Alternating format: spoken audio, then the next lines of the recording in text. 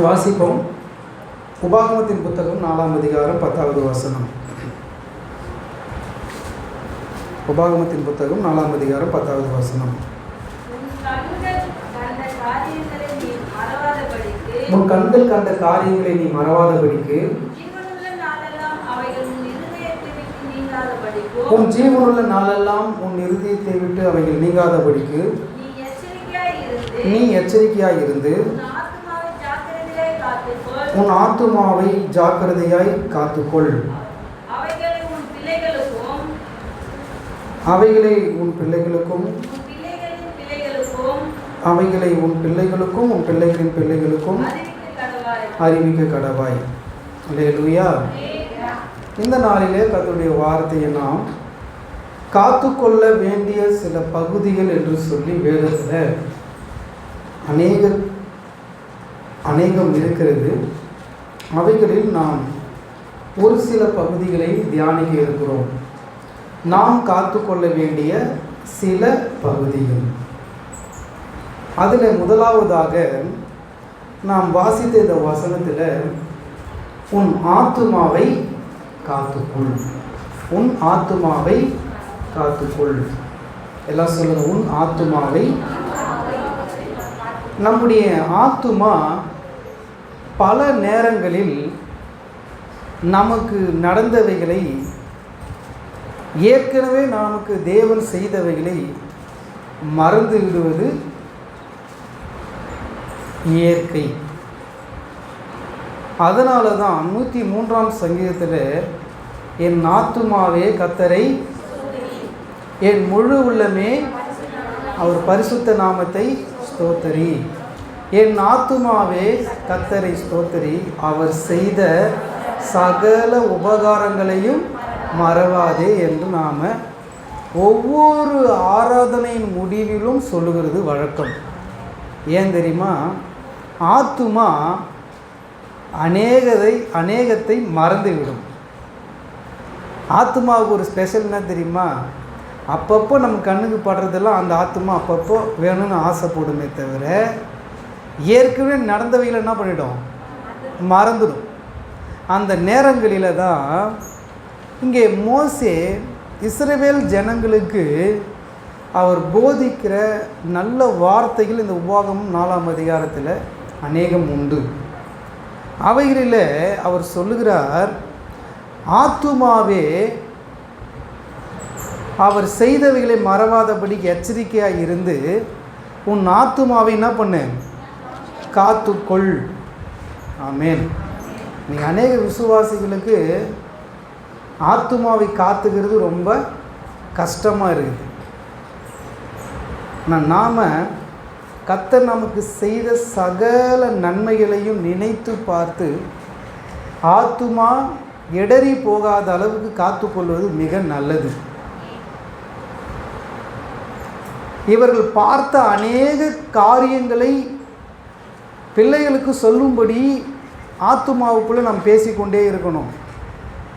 இன்றைக்கி நம்ம கேட்குற வார்த்தைகளை கூட நமக்கு தெரிந்தவர்களுக்கு போய் என்ன பண்ணணும்? சொல்லணும். இந்த வசனத்தை திரும்பவுமா நீங்கள் வாசிங்க. 4:10.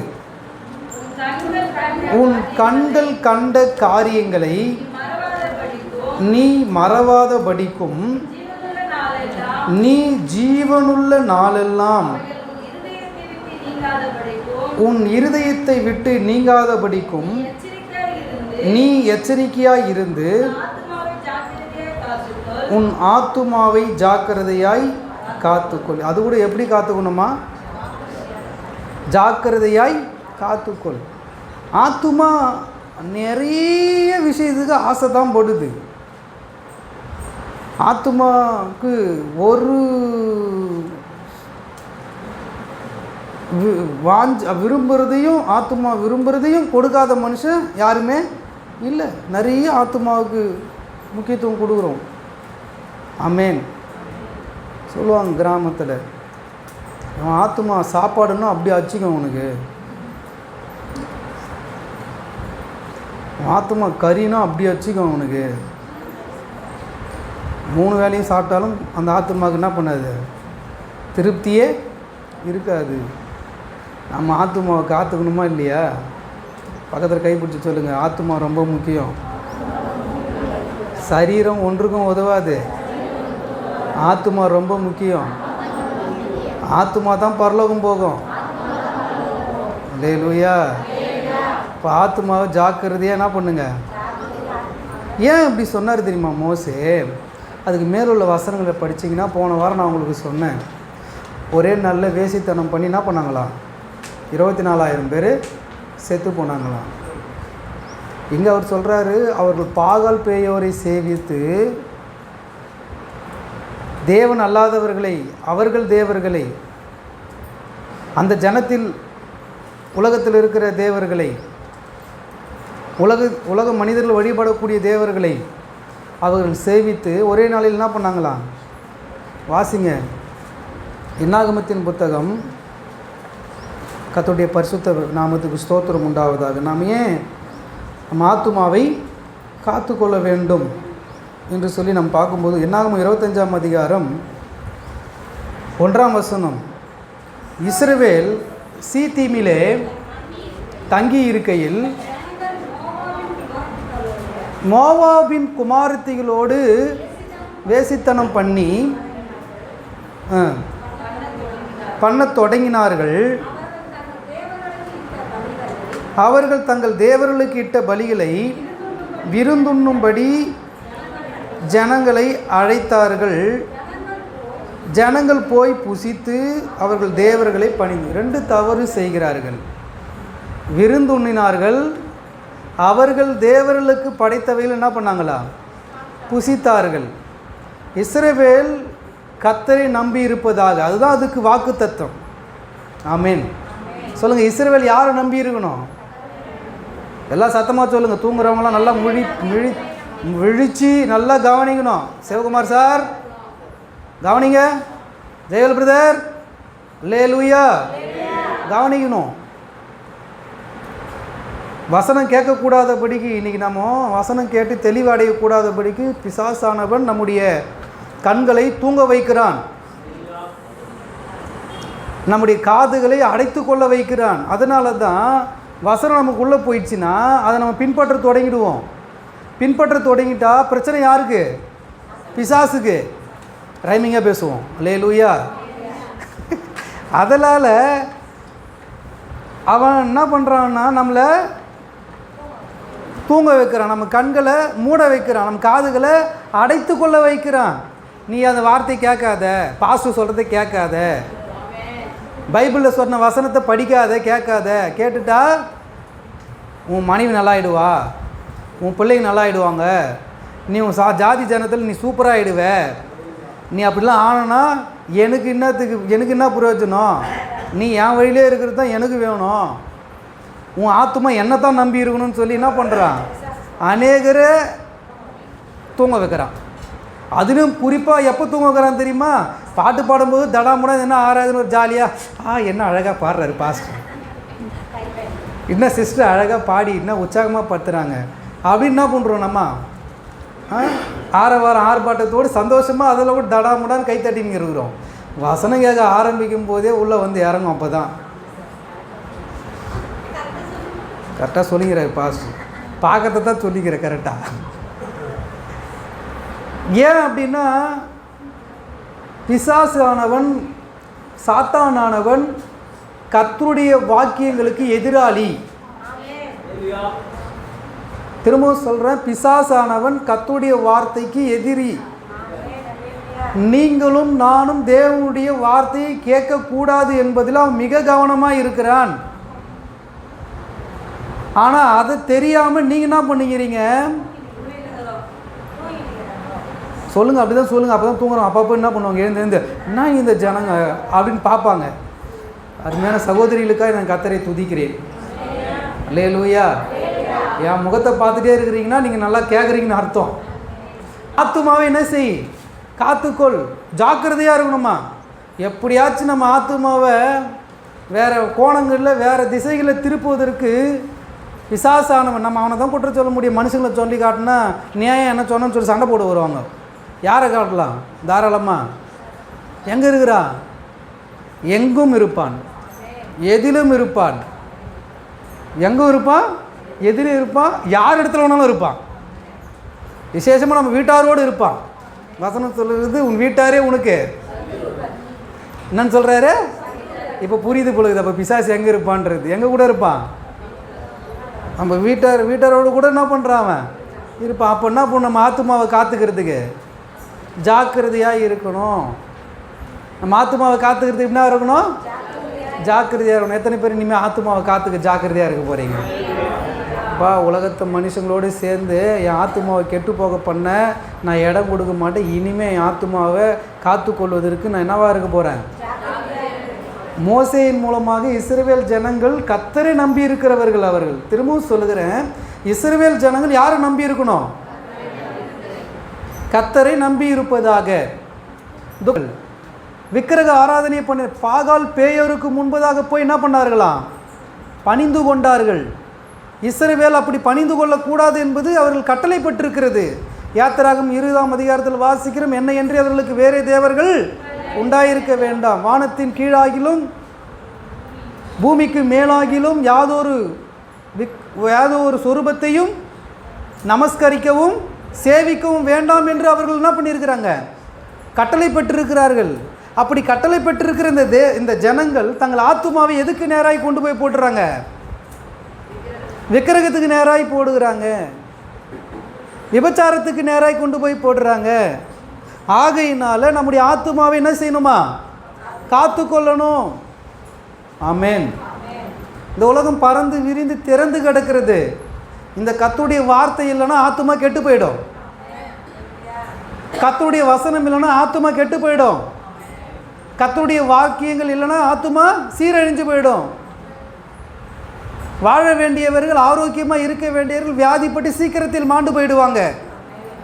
அதனால தான் ஆண்டவர் சொல்லுகிறார், ஆத்துமாவை என்ன பண்ணு? ஜாக்கிரதையா காத்துக்கொள். வேதம் அப்படிதான் நமக்கு எச்சரிக்கிறது. பாவம் செய்கிற ஆத்துமா சாகும். ஆத்துமாவே, அல்லேலூயா, எல்லாம் ஆத்துமாவே கர்த்தரையே நம்பியிரு. உன் ஆத்துமாவை என்ன பண்ணு? காத்துக்கொள். கீழே நிறைய வாசிச்சுட்டே வருவாங்க. அவர்களுக்கு இட்ட பலிகளை என்ன பண்ணார்களாம்? புசித்தார்கள். இருக்கா? ஆமென். இன்னும் அநேகருக்கு விக்கிரக வணக்கத்தை பண்ணிட்டு வந்து கொடுக்குற பொருட்களை வாங்கி புசிக்கிறதுக்கு விசுவாசிங்க அல்ல தட்டி வேணான்னு சொன்னால் அநேகருக்கு என்ன பண்ண வேண்டியதாக இருக்குது? அது ஒரு கேள்விக்குறின்றதை விட எப்படி கேட்குறாங்க தெரியுமா? கிண்டலாக கேளு, இதெல்லாம் சாப்பிடக்கூடாதா? சாப்பிட்டா என்ன ஆகிடும்? ஆனால் இவர்கள் என்ன பண்ணார்களாம்? அதை புசித்தார்களாம். புசித்ததினால் செத்தார்களாம். ஆமென். மனசாட்சி வானான்னு சொன்னால், ஆத்துமா வானான்னு சொன்னால் ஒதுக்கணும், பரவாயில்லன்னு சொன்னால் ஏற்றுக்கணும். ஏன்னா ஆத்துமாவுக்கு தேவை வசனம்தான். ஆத்துமா கெடாமல் காத்துக்கிறது வசனம்தான். இன்னொரு வசனத்தை வாசிங்க. லூக்கா எழுதின சுவிசேஷம் 21வது அதிகாரம் 19வது வசனம். லூக்கா எழுதின சுவிசேஷம் 21வது அதிகாரம் 19ஆம் வசனம். ஆத்துமாவை குறித்து எப்படி காத்துக்கொள்ள முடியும்? ஆத்துமாவை எப்படி காத்துக்கொள்ள முடியும்? இன்றைக்கி நம்ம ஆத்துமா என்ன பண்ணுது? அப்பப்பா இந்த பிபி ரைஸ் ஆகிற மாதிரி ஏறி என்ன பண்ணுது? தட்டு பறகுது, டம்ளர் பறகுது, சேரு பறகுது. கோச்சிக்க மாட்டீங்க. ஏன்னா போதித்து நடத்துகிற மனுஷன் பாக்கியவான். ஆத்துமாவை எப்படி காத்துக்கலாம்? ஆத்துமாவை காத்துக்கொள் அப்படின்னு சொல்லிட்டார். அதுக்கு ஒரு பதிலை சொல்லணும்ல ஆண்டவர். பொறுமையினால் என்ன பண்ணணும்? ஆத்துமாவை காத்துக்கொள். எதனால் காத்துக்கணும் ஆத்துமாவை? இது யாரு கற்றுக் கொடுத்தது? நம்ம ஏசப்பா நமக்கு கற்றுக் கொடுத்தது. அல்லேலூயா. நம்ம ஆண்டவர் நமக்கு கற்றுக் கொடுத்தது. ஆத்துமாவை எதனால் காத்துக்கோ? பொறுமையினால் காத்துக்கோ. பொறுமைக்கு உதாரணம் எருமை. பொறுமைக்கு உதாரணம் சொல்லுங்கள், பொறுமைக்கு உதாரணம் எது? என்னதான் ஆபத்து வந்தாலும் வேகமாக ஓடுமா?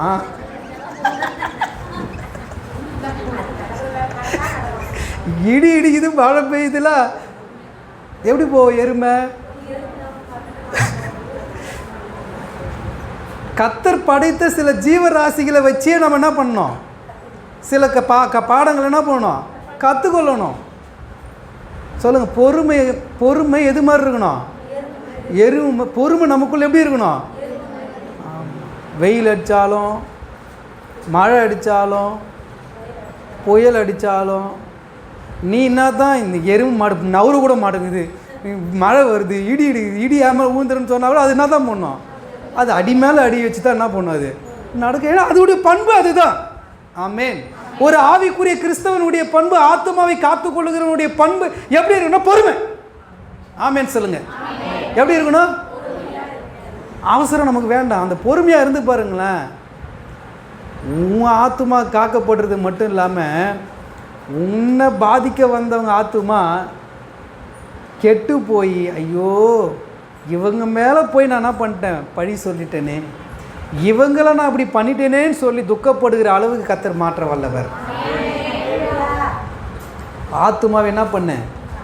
காத்துக்கொள்.